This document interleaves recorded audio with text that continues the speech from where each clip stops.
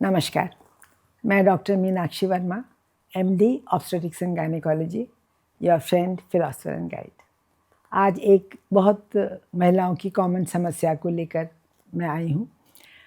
यह है 40 वर्ष के बाद अत्यधिक रक्तस्राव, असामान्य और अत्यधिक रक्तस्राव होना, और इसके क्या वार्निंग साइंस हैं, इसका क्या सिग्निफिकेंस है, इसके बारे में हम बात करेंगे। 40 वर्ष के बाद अक्सर देखा गया है कि पीरियड्स में थोड़ी सी एबनॉर्मलिटी, थोड़ा सा रेगुलरिटी में एबनॉर्मलिटी, थोड़ा सा जो उसका फ्लो है उसमें एबनॉर्मलिटी, ये एक सामान्य चीज़ है।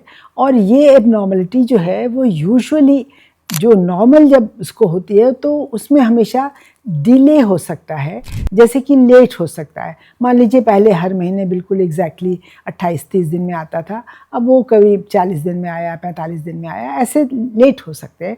या फिर ब्लीडिंग थोड़ी सी कंपेरेटिवली कम हो सकती है पहले से ज़्यादा। लेकिन जब भी ब्लीडिंग ज़्यादा हो, एक्सेसिव ब्लीडिंग, असामान्य ब्लीडिंग, मेनोपॉज के आसपास को हम नॉर्मल नहीं मानते। और हैरानी की बात यह है कि महिलाएं, ज़्यादातर समाज में महिलाओं के बीच में ये अजीब सी मान्यता है कि ये अगर ब्लीडिंग ज़्यादा हो रही है, एक्सेसिव हो रही है, तो इसका मतलब ये है कि ये तो उम्र बढ़ गई है, ये तो अब मेनोपॉज होने वाला है, उसकी वजह से ऐसा है, अपने आप टाइम के बाद मेनोपॉज जब हो जाएगा तो ठीक हो जाएगी। इस वजह से अक्सर महिलाएं इसको एक इग्नोर करती रहती हैं, उनके घर वाले भी इसको इग्नोर करते रहते हैं, जैसे इसमें कोई इम्पोर्टेंट कोई बात है ही नहीं। कब हम ये माने कि ये एक्सेसिव या एबनॉर्मल है?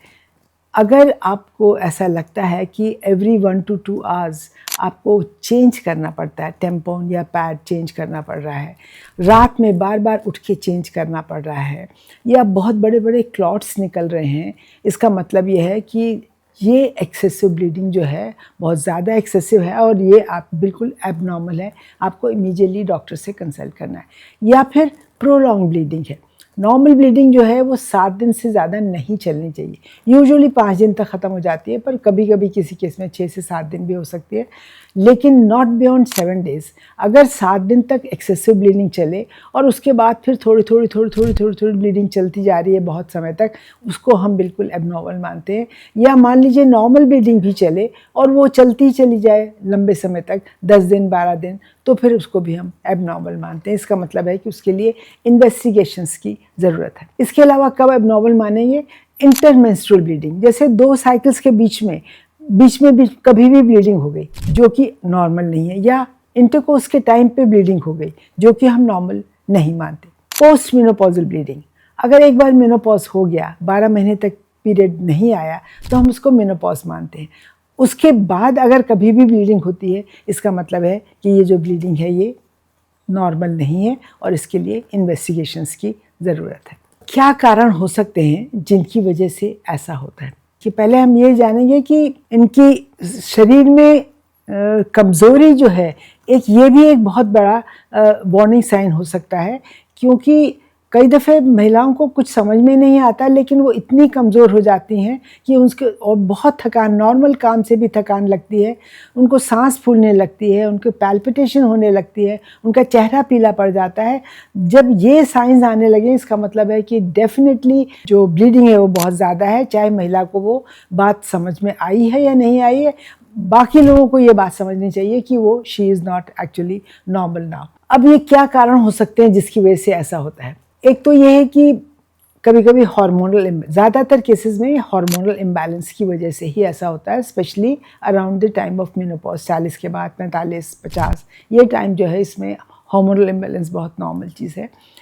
एंडोमेट्रियल हाइपरप्लेजिया कहते हैं कि जो अंदर की लाइनिंग है वो बहुत थिक हो जाती है हार्मोनल इम्बैलेंस की वजह से, और फिर जब ब्लीडिंग आती है तो बहुत एक्सेसिव और हैवी लंबे समय तक चलती रहती है। या यूट्रस के अंदर छोटी छोटी ग्रोथ्स जैसे बन जाती हैं जिसको हम पॉलिप्स कहते हैं, या फिर यूट्रस के अंदर कुछ फाइब्रॉइड्स जो ट्यूमर्स होते हैं, बिनाइन ट्यूमर्स, वो बन जाते हैं जिनसे ज़्यादा ब्लीडिंग होती है। यूट्रस में एक और कंडीशन होती है, इसको हम एडिनोमाइसिस कहते हैं, जिसमें यूट्रस का साइज़ काफ़ी बड़ा हो जाता है, उसकी वॉल्स बहुत थिक हो जाती हैं। उनमें भी बहुत सिवियर ब्लीडिंग और बहुत सिवियर पेन होता है। कभी थायराइड हार्मोन का जो फंक्शन है वो ठीक नहीं है, अगर कम है थायराइड हार्मोन, उससे भी एक्सेसिव ब्लीडिंग हो सकती है। कुछ महिलाएं जो होती हैं जिनको कि ब्लड थिनर्स पे डाला जाता है, कभी हार्ट डिजीज़ की वजह से, कभी थ्रोम्बोएम्बोलिज्म की वजह से, बहुत सारी चीज़ों की वजह से उनको ब्लड थिनर्स पे डाला जाता है। ऐसी महिलाओं को भी ज़्यादा ब्लीडिंग होने की संभावना रहती है। और कभी कभी जो कि होता कम है लेकिन बहुत इम्पॉर्टेंट है और उसको कभी इग्नोर नहीं करना चाहिए, यूट्रस के अंदर का और सर्विक्स का कैंसर कभी कभी एबनॉर्मल ब्लीडिंग की तरह ही प्रेजेंट करता है शुरू में, और उसको इग्नोर करते रहते हैं, तो वो जब तक डायग्नोज होता है वो काफ़ी ज़्यादा बड़ा हो जाता है। डॉक्टर को कब दिखाएं? तुरंत। जैसा मैंने अभी पहले बताया, जब भी ऐसा लगे कि बहुत ज़्यादा थकान, कमज़ोरी है, पीलापन आ रहा है फेस पे, या घबराहट होती है काम करने में, पैल्पिटेशन होती है, सांस फूलती है, ये सब चीज़ें जब भी होती हैं तो इनमें तुरंत डॉक्टर को दिखाना चाहिए। जो महिलाएं बहुत ज़्यादा स्ट्रेस में रहती हैं उनको भी ब्लीडिंग बहुत ज़्यादा होती है, तो मेंटल स्ट्रेस जो है ये आपको बहुत इस बात का ध्यान रखना है कि मेंटल स्ट्रेस से बचें। और इस एज ग्रुप में अक्सर महिलाओं को स्ट्रेस बहुत ज़्यादा होता है। इस पूरी टॉक का यही मकसद है बताना कि ये कह के कि ये तो अब मेनोपॉज आने वाला है, ये तो अब नॉर्मल चीज़ है सभी लोगों को, और घर की बूढ़ी महिलाएं भी बता देती हैं कि अरे सभी को होता है, वो तो बंद होने का टाइम है, इस कुछ नहीं करना। वो ना करके जब भी ऐसे वार्निंग साइंस दिखें, जब भी आपको लगे कि ब्लीडिंग एक्सेसिव है, इमीडिएटली डॉक्टर को कंसल्ट करना है, इन्वेस्टिगेट करना है, ये मालूम करना है कि कोई ऐसा कारण तो नहीं है जो बाद में किसी गंभीर समस्या को सामने लेकर आए। मुझे उम्मीद है आपको ये इन्फॉर्मेशन अच्छी लगी होगी। अगली बार फिर मिलेंगे अगले हफ्ते एक नए टॉपिक के साथ। तब तक के लिए नमस्कार।